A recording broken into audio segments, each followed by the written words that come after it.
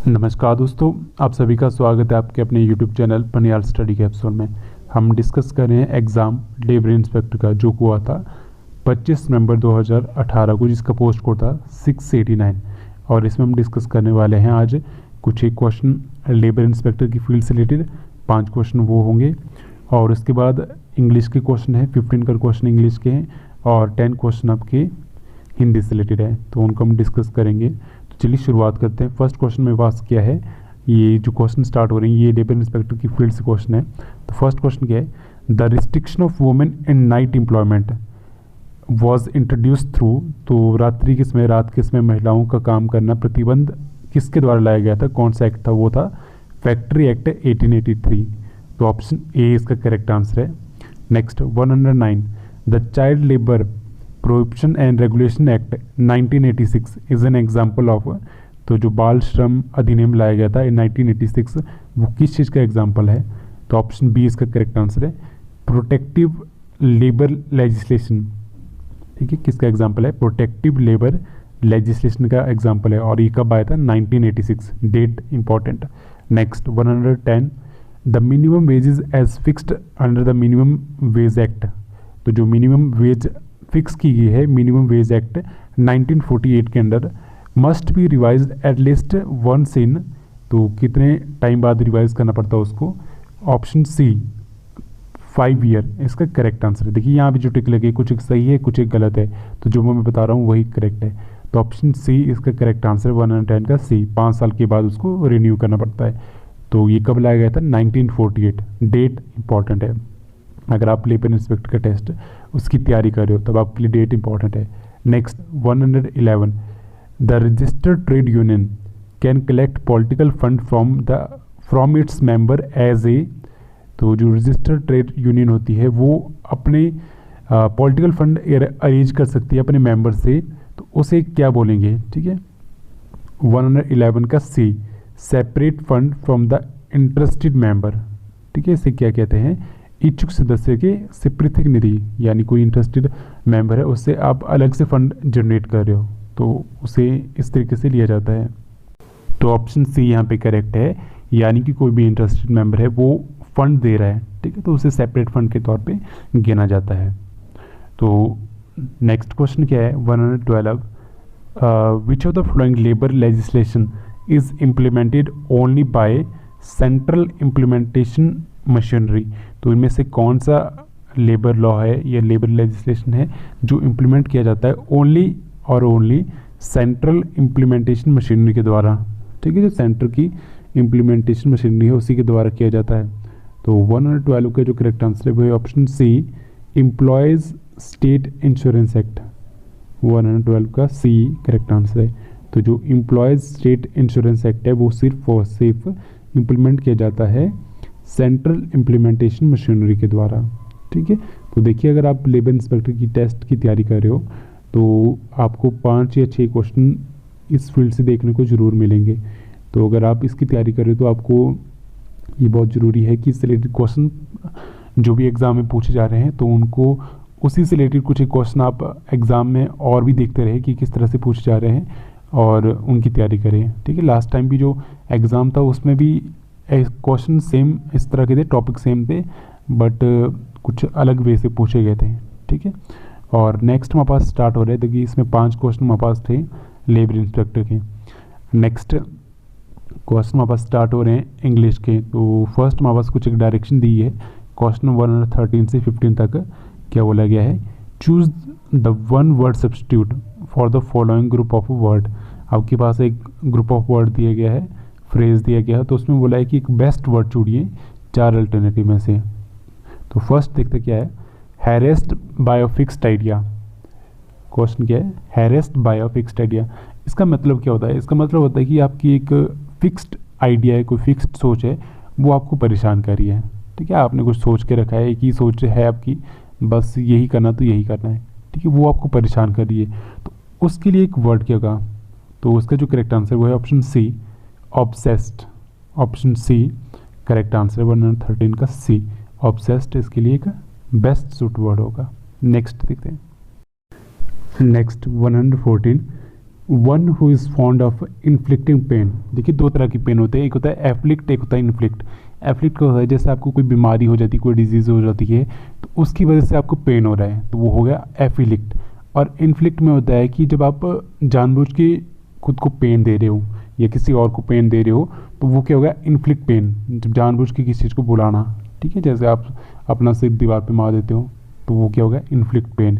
या आप किसी को मुक्का मार देते हो तो वो भी क्या हो गया, इन्फ्लिक्ट पेन। तो उस तरह का, ठीक है, तो उसे बोला है one who is fond of inflicting pain, तो उसे क्या कहेंगे। तो 114 का जो करेक्ट आंसर वो है option C, sadist. Next 115, a feeling of attraction as well as repulsion, एक ऐसी फीलिंग जिसमें आपको अट्रैक्शन भी हो रही है और रिपल्शन भी हो रही है, तो उसके लिए करेक्ट वर्ड क्या होगा। 115 का जो करेक्ट आंसर है वो है ऑप्शन बी, एम्बीवैलेंस। ऑप्शन बी, एम्बीवैलेंस इसका करेक्ट आंसर है। तो देखिए यहाँ पे जो टिक लगे हैं उस पर फोकस ना करें, जो मैं बता रहा हूँ वो करेक्ट आंसर है। तो ऑप्शन बी, एम्बीवैलेंस इसका करेक्ट आंसर है। तो चलिए नेक्स्ट क्वेश्चन देखते हैं। नेक्स्ट क्वेश्चन क्या है, 116 टू 18 कुछ एक डायरेक्शन दी है, बोला है चूज़ कीजिए मिस स्पेल्ड वर्ड, जिसकी स्पेलिंग गलत है उसे चूज़ कीजिए। तो 116 का जो करेक्ट आंसर है वो है ऑप्शन डी। तो इसकी करेक्ट स्पेलिंग क्या होनी थी, CESS, डबल एस लगना था, तो ऑप्शन डी गलत है क्योंकि इसकी जो स्पेलिंग है वो है CESSATION, एक एस यहाँ पे मिसिंग है। नेक्स्ट 117, इसका जो करेक्ट आंसर वो है ऑप्शन ए। तो इसकी जो करेक्ट स्पेलिंग होनी थी वो क्या होनी थी, ENAMOUR, यू यहाँ पे मिसिंग है, ठीक है, तो MOUR होना था, तो ऑप्शन ए सही है।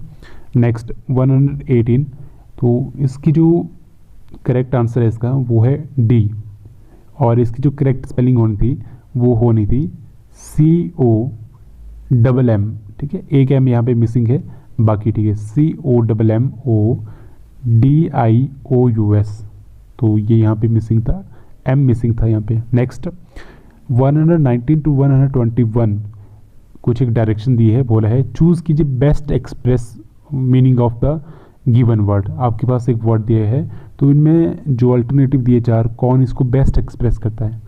तो फर्स्ट है हमारे पास 119, एम्पलीट्यूड। अगर आपने फिजिक्स पढ़ा है, अगर आप नॉन मेडिकल स्ट्रीम से हो या आपने मैथ पढ़ा होगा तो उसमें भी आपने कभी ना कभी साइन वेव पढ़ी होगी, तो उसकी जो मैक्सिमम वैल्यू होती थी उससे हम एम्पलीट्यूड कंसीडर करते थे, जो मैक्सिमम वैल्यू लेते थे हम उस क्वांटिटी की, ठीक है। तो अबंडेंस इसका करेक्ट एक्सप्रेस करेगा, क्योंकि अबंडेंस भी क्या होता है, a large quantity of something, कोई आपके पास वैल्यू है उसकी जो सबसे लार्जेस्ट क्वांटिटी है उससे कहते थे अबंडेंस, और वैसे एम्पलीट्यूड भी होता था, ठीक है। तो करेक्ट आंसर है ऑप्शन बी। Next 120, evince. तो इसका जो करेक्ट बेस्ट एक्सप्रेस वर्ड होगा वो होगा 120 का ए क्या है, रिवील। तो ऑप्शन ए इसका करेक्ट आंसर है। तो बेसिकली इसका मीनिंग क्या होता है, जताना, प्रकट करना, दिखाना, प्रदर्शन करना, ठीक है, इस तरह से होता है। तो उसके लिए बेस्ट क्या होगा, रिवील है, तो रिवील का मीनिंग भी सेम होता है।